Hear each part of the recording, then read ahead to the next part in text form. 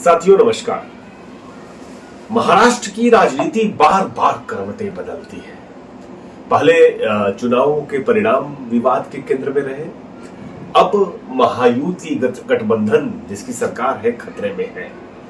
दरअसल हुआ यह है कि जो पूर्व मुख्यमंत्री एकनाथ शिंदे और अब डिप्टी सीएम है, उन्होंने पूरी तरह से मोर्चा खोल दिया है। यह चिंगारी कब भड़क उठे कोई नहीं जानता। दरअसल एकनाथ शिंदे ने शुक्रवार को एक बयान दे दिया जो बहुत चर्चा में है। उन्होंने कहा कि उन्हें हल्के में नहीं लेना चाहिए, नहीं तो वह तांगा पलट देंगे। वो बार बार कह रहे थे कि मैं बाला साहब और दीघे साहब का कार्यकर्ता हूं। उन्हें 2022 में उद्धव ठाकरे ने हल्के में लिया तो उन्होंने तांगा पलट दिया, सरकार बदल दी। फिर उनका कहना था कि मैंने विधानसभा में कहा था कि हम और देवेंद्र फडणवीस 200 सीटें लेके आएंगे, लेकिन 232 सीटें लेकर के आए। एकनाथ शिंदे यह भी कह रहे थे कि यह इशारा जिसे समझना है वह समझ ले और वे अपना काम करते रहेंगे। दरअसल जो ये मतभेद है ये देवेंद्र फडणवीस और एकनाथ शिंदे के बीच के, वो अभी के नहीं है पुराने। लेकिन शिंदे सरकार की ओर से एक 900 करोड़ की परियोजना थी, जालाना खारपुड़ी परियोजना, उस पर रोक लगा दी देवेंद्र फडणवीस ने। और सिर्फ इतना ही नहीं, जो सिडको है, city and industrial development corporation, उसके एमडी को उस पूरी परियोजना के जांच के आदेश दे दिए। तो एकनाथ शिंदे इस बात से बेहद नाराज है। आपको बता दें कि उद्धव ठाकरे की जो शिवसेना है उसने इस परियोजना को लेकर के शिकायत की थी।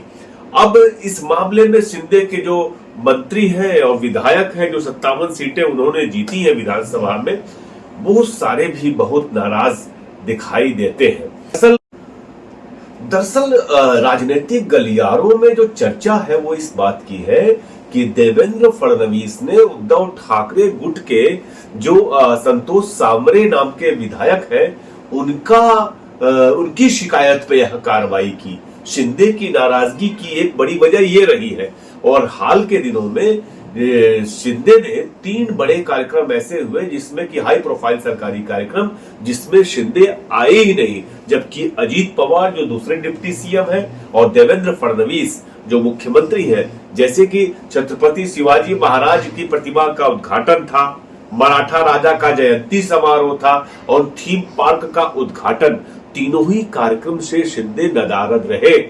दरअसल है क्या, ये नाराजगी अभी की नहीं है। नासिक और रायगढ़ में संरक्षक मंत्रियों की जो नियुक्ति थी, उसकी नियुक्ति में भी शिंदे चाहते थे कि हमारा हस्तक्षेप हो, लेकिन कोई उनसे राय नहीं ली गई। आप सबको पता होगा कि जो शिंदे के विधायक जिनको वाई श्रेणी की सुरक्षा दी थी, केंद्र सरकार ने वो सारी सुरक्षा वापस ले ली। असल मुद्दा ये 900 करोड़ रुपए का प्रोजेक्ट है जिसको 2018 में एक जांच जब किया अर्नेस्ट यंग ने, तो उसने कहा कि नहीं, इकोनॉमिकली फिजिबल नहीं है। लेकिन फिर भी शिंदे ने इसकी इजाजत दी थी और इस बात में कोई दो राय नहीं है कि एक ऐसी प्रोजेक्ट को जो कि इकोनॉमिकली फिजिबल न हो उसको चलाने का आदेश देना, इसका मतलब ये है कि उसमें कहीं ना कहीं कोई ना कोई गड़बड़ हुई है। एकनाथ शिंदे इस बात को लेकर बहुत घबराए भी हुए हैं और वो बार बार रह के कोई मौका नहीं छोड़ रहे हैं कि वो अप्रत्यक्ष तौर पे लगातार टिप्पणियां कर रहे हैं। पुणे में अमित शाह के कार्यक्रम था जहां पर कि देवेंद्र फडणवीस भी गए थे, अजीत पवार भी गए थे, लेकिन एकनाथ शिंदे वहां नहीं पहुंचे। गृह विभाग की बैठक जबकि पुणे में थी, जिसमें कि महाराष्ट्र, गुजरात, गोवा, दादरा नगर हवेली, दमन और दीव के अधिकारी मौजूद थे। पश्चिमी क्षेत्र के 3 प्रमुख राज्यों, केंद्र शासित प्रदेश के सभी विभागों के प्रमुख इसमें मौजूद थे, लेकिन एकनाथ शिंदे नहीं पहुंचे, जिससे इस बात की चर्चा तेज हुई कि कहीं ना कहीं से एकनाथ शिंदे जो है वो बेहद नाराज है।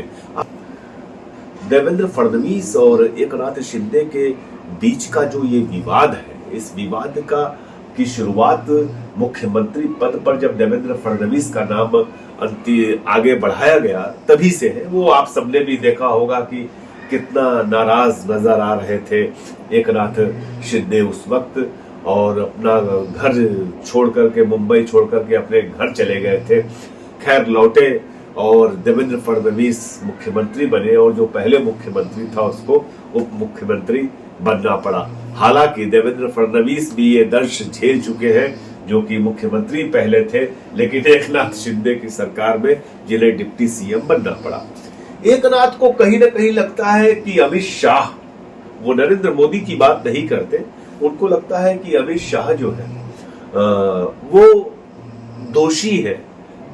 उनके खिलाफ जो तमाम साजिशें हो रही है, जिस तरह से उनके प्रोजेक्ट को रुका जा रहा है, जिस तरह से वायु श्रेणी की सुरक्षा वापस ली गई, या फिर जिस तरह से एकनाथ शिंदे को मुख्यमंत्री पद की शपथ दिलाई गई, इन बातों से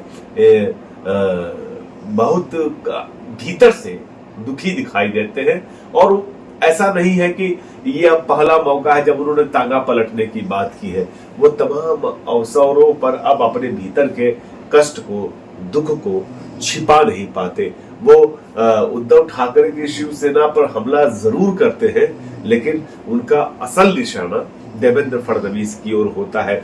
अब है क्या कि मान लेते हैं कि अगर एकनाथ शिंदे पार्टी को छोड़ देते हैं, सरकार को छोड़ देते हैं, तो फिर क्या होगा। आपको पता हो कि जो 288 सीटों की विधानसभा है महाराष्ट्र की, उसमें 132 सीटें हैं भाजपा की, 57 सीटें इनकी है एकनाथ शिंदे की पार्टी को, 41 सीटें अजीत पवार की है।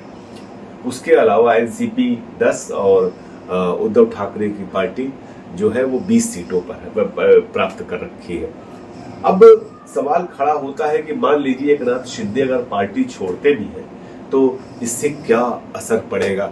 बिल्कुल असर नहीं पड़ेगा, क्योंकि देवेंद्र फडणवीस और अजीत पवार की पार्टी मिलकर के बहुमत के आंकड़ों के पार जाते दिखाई देते हैं और साफ साफ है।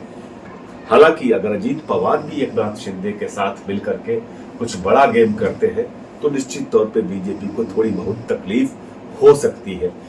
आपने देखा भी होगा 2 दिनों पहले की तस्वीर, जिसमें कि प्रधानमंत्री नरेंद्र मोदी और शरद पवार एक साथ एक मंच पर मौजूद है।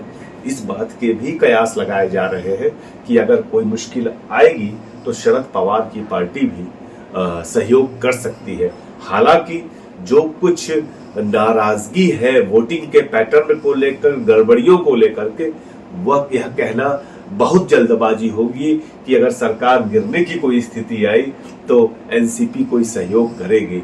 जहां तक उद्धव ठाकरे की पार्टी का सवाल है, उद्धव सेना का, मुझे लगता है कि उद्धव सेना किसी भी कीमत पर बीजेपी के साथ फिलहाल नहीं जाएगी। देखते हैं, महाराष्ट्र की राजनीति का रंग लगातार बदल रहा है, आगे क्या होता है हम आपको जरूर बताएंगे। नमस्कार।